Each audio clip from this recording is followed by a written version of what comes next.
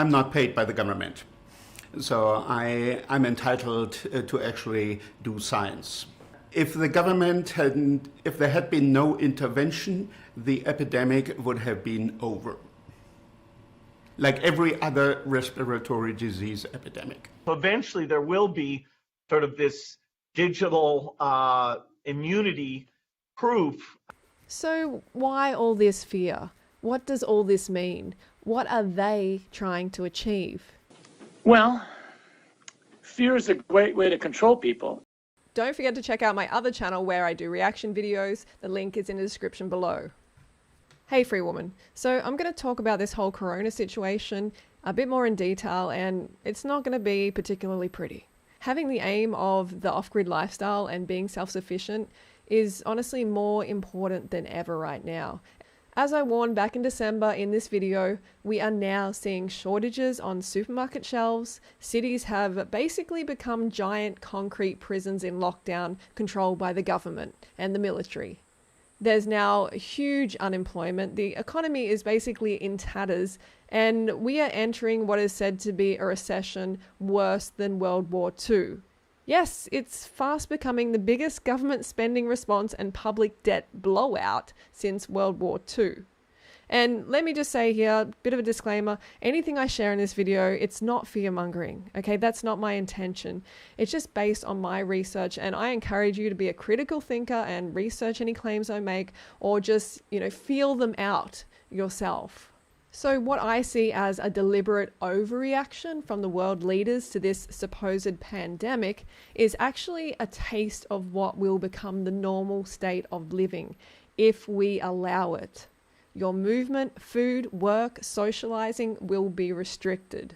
Yes, I'm talking in the future beyond this pandemic. Many people have already been banned from beaches, even my mum and dad included. They can't go to their local beach for a walk, to bathe in the salt water, to soak in the sunshine, which is an environment that ironically can kill viruses.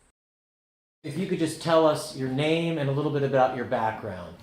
My name is Knut Witkowski. I was at the Rockefeller University for 20 years, head of the Department of Biostatistics, Epidemiology and Research Design.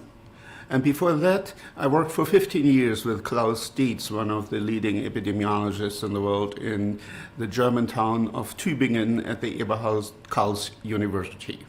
The flu ends during springtime, when people spend more time outdoors, because outdoors the viruses cannot easily spread. That is a form of containment. So spending more time outdoors. So we're now spending more time indoors. We've been told to go indoors.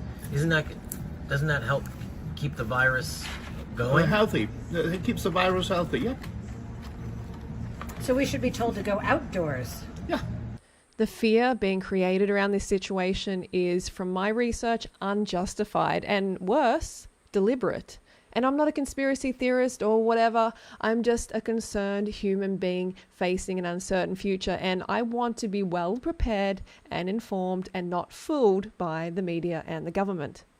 So I hear some of you yelling at the screen, but we need to self-isolate. They told us it's vital. Well, hang about. I'm going to talk all about that soon. So I was already suspicious of this happening, but there is now solid evidence that mortality statistics, yes, that's how many people are dying, are being dramatically inflated.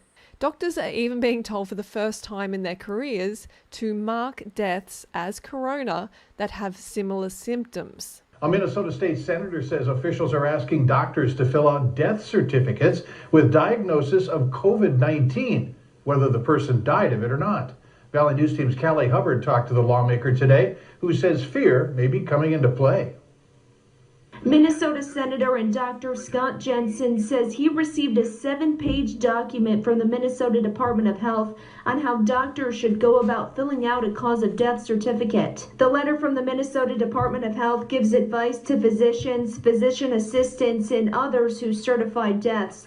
The doctor says the letter takes you to a CDC website that has recommendations on how to include COVID-19 as a diagnosis for someone who has never tested for COVID-19. One of the scenarios listed under the CDC guidance for certifying deaths due to coronavirus says, although no testing was done, the coroner determined that the likely underlying cause of death was COVID-19 given the patient's symptoms and exposure to an infected individual. So is the Minnesota state data reliable? It's critically important. Can you repeat what you just said, please? Well, last Friday, I received a 7-page document that sort of told me that if I had an 86-year-old patient that had pneumonia but was never tested for COVID-19, but sometime after she came down with pneumonia, we learned that she had been exposed to her son who had no symptoms, but later on was identified with COVID-19, that it would be appropriate to diagnose on the death certificate COVID-19. Now, we've not done that. If someone has the pneumonia after, and it's in the middle of a flu epidemic, and I don't have a test on influenza, I don't diagnose influenza on the death certificate. I will say this elderly patient died of pneumonia. I don't mean to interrupt you, but my heart is sinking right now as you're telling me this. You're a doctor. Why in the world would they be sending you out information to fill out death certificates, whether the person's been diagnosed with COVID-19 or not, but then to say in the death certificate this person's death was caused by COVID-19? That does not sound right to me. I went to the person in our office who does most of the death certificates over the last 10, 20 years, and I said, does this sound right? I had her look at the documents that I printed off, and she said, well, we've always been told that you always put down just facts. You don't put down any probabilities. You don't put any presumptions down. It's just what you know. So with that being said, why would they want to skew the number of deaths due to COVID-19? Well, fear is a great way to control people. Fear is a great way to control people. So there can be a host of reasons why an individual dies, but if they have somewhat similar symptoms without any checks whatsoever, they can be marked down as dying from corona. It's like, what? Suddenly objective science is out the window. As you heard from the doctor, he thinks it's to create fear. Okay, I'm not making this up. You heard what he said. And he is expected to mark deaths as corona even if they are not from corona or not proven to be from corona. This dramatically inflates the statistics and the fear that people feel. I don't know where these numbers are coming from. They're totally unrealistic. There are no indications that this flu is fundamentally different from every other flu. So here are the official statistics showing the death rate of those infected with the virus. But there's a big problem here. The people who do not feel seriously ill, they stay home. They're being told to even stay home. And they recover quietly and are never counted. And this matters a lot, obviously, because they do not appear in any of the official statistics. And if they did, then it would reflect the true death rate of this virus, which is much, much smaller. Likely smaller than influenza. And it's a heck of a lot smaller than heart disease, that's for sure, where we have about 83 people in the US dying every hour from heart disease. So again, this just shows that many of the estimates for the mortality rate are much too high. The worst thing here is the government is deliberately going about this all wrong. Experts are even telling us herd immunity is vital. Take a listen. You mentioned in the piece that, in fact, you think containment would prolong the duration of the virus. Yes. Can you talk about that? With all respiratory diseases, the only thing that stops the disease is herd immunity. About 80% of the people need to have had contact with the virus, and the majority of them won't even have recognized that they were infected or they had very, very mild symptoms, especially if they are children. So it's very important to keep the schools open and kids mingling to spread the virus, to get herd immunity as fast as possible. And then the elderly people who should be separated and the nursing homes should be closed during that time can come back and meet their children and grandchildren after about 4 weeks when the virus has been exterminated. If the government if there had been no intervention, the epidemic would have been over. like every other respiratory disease epidemic. As you know, there is a lot of sick people in the world held up in hospitals and nursing homes with heart disease, diabetes, cancer, pneumonia. The list goes on. And children aren't dying at all from corona. Think about it. Why are no children dying? Because their systems aren't as compromised by years of abuse and by age. People dying on average are over 80. Yes, over 80, because let's be honest here, they were already on the way out anyway. As with every respiratory disease, we should protect the elderly and fragile, because when they get pneumonia, they have a high risk of dying of the pneumonia. So for those of you watching, the chance of you dying from corona is almost zero. You probably have more chance of being hit by a car as you're crossing the road, or with 24,000 deaths every year, you probably have more chance of being hit by lightning. Social isolation is not only unnecessary, but harmful, as it can then cause a second wave of COVID-19. So we keep being told now about the second wave that will come in the fall. Now, tell us what your thoughts about the second wave are, and how it seems like everything you're saying is that we will have a second wave because of social distancing. Yes. So if we had herd immunity, we wouldn't have a second wave. However, if we are preventing herd immunity from developing, it is almost guaranteed that we have a second wave as soon as either we stop the social distancing or that climate changes with winter coming or something like that. So why all this fear? What does all this mean? What are they trying to achieve? Well, fear is a great way to control people. Naturally the question arises for those with critical thinking skills who aren't just brainwashed by the media. Will we see forced vaccinations as a result of this overhyped, statistically incorrect COVID-19? Are these vaccinations safe? Well, according to the USA Senate, all vaccines are unavoidably unsafe. In fact, vaccines were deemed so dangerous that the government removed the liability from the manufacturers for unsafe vaccines. They then set up this Vaccine Injury Commission, which has paid out over $4 billion to vaccine-injured people. So there is a little known deal here that protects drug companies in the US from being sued. So for every other drug other than vaccines, the manufacturer can be legally liable for any injury that results from a product they sell. But vaccines are produced by privately held pharmaceutical companies.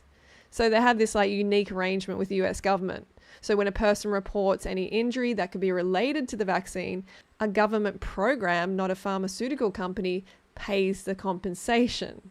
And that essentially means you, the taxpayer, are paying for the injuries caused by these vaccines. Look, there's a whole lot more if you go down this rabbit hole. If you look deeper into it, you will find that based on the statistics, the flu vaccine is actually the most dangerous vaccine in America today. This is based on the statistics. But this is a fact that isn't mentioned by the mainstream media, of course, nor is it going to be reported to you by your doctor. So I'm not going to go too much into these shots right now, but let's not forget they contain one of the deadliest substances known to humans, mercury. How on earth is that okay to then inject into humans to prevent illness? Bill Gates, who has been pushing for global vaccinations forever, he even says in this interview that we may need to have a certificate to show that we're vaccinated in order to travel. And this statement was strangely edited out of the TED Talk he did. Eventually, what we'll have to have is certificates of who's a recovered person, who's a vaccinated person. Eventually, there will be sort of this digital immunity proof that will help facilitate the global reopening up. So he's saying that we can't travel unless we are injected with the government's poison? This is getting scary, folks, and I'm not a conspiracy theorist. Like I said, I'm just a carved up researcher, and this feels very wrong. The fact is, if you make the public fearful of something unknown, if you make them confused and desperate due to debt and frustrated from social isolation, then they will end up begging for the vaccine. Create the problem, then bring the solution. People will be literally holding their arm out begging to be jabbed, and I can assure you, I won't be one of them. Something else the government is trying to push through right now is this paperless monetary system and negative interest rates, which means we will be paying the banks to hold our money. We will literally be paying them. And the rich will be rubbing their hands together at the trillions of dollars we are paying, as the poor get poorer and the rich get richer. Most of Europe already has these corrupt negative interest rates, but the USA and Australia, for instance, do not. But now we are being told not to use paper money right now because it may spread the virus. And there's even a proposal to imprison people if they use paper cash. People are getting bonuses from Centrelink, even people like my parents who didn't even request it. Why would pensioners who are retired and didn't even request any money suddenly need more money? It doesn't make sense. You must know this, that the Australian government is actually a registered business. Yes, believe it or not, it's a registered business in the USA. And that's a whole other video. But have you ever heard of a company that is going bankrupt, which is what the Australian government is essentially doing, then giving employees a bonus salary payout? Think about it. That doesn't make sense. If you're going under, that you give your employees payouts. You're like, here, have some extra money, even though you didn't ask for it. It doesn't make sense, but then it does make sense if your goal is to deliberately put the country into a recession, so the rich get richer from the trillions of dollars in loan interest, and the poor have to work harder and harder. Put the people of the country into debt and the banks get richer. The Australian debt just increased to $214 billion. And guess who has to pay it? The workers. You and me. Not the elite, of course. They don't even pay tax. They have their offshore tax-free havens. So we have to foot the bill. You know, you may think it's like amazing that you've got like some free money in your account. It feels like, oh wow, you know, the government's looking after me. It's like, no, the government borrowed that money and it has to be paid back with interest. And the elite will gobble up those millions of dollars of interest. Going to take that money from your pocket and put it into theirs. And worst of all, because of these new rules, no groups larger than, I think, 2 people or 3 people can gather outside. So we can't protest. You can't protest animal cruelty anymore.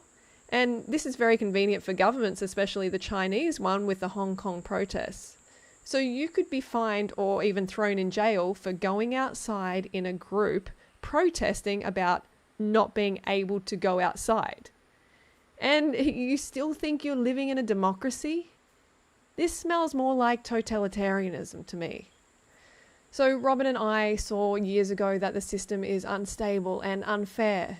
We didn't want to live in a unit which could become a prison at any time. And that's why we choose to live on the land and work really hard for it. The work might be hard, but it is so rewarding. It is so rewarding to have your own food and to save so much money and not be dependent on that unstable food system.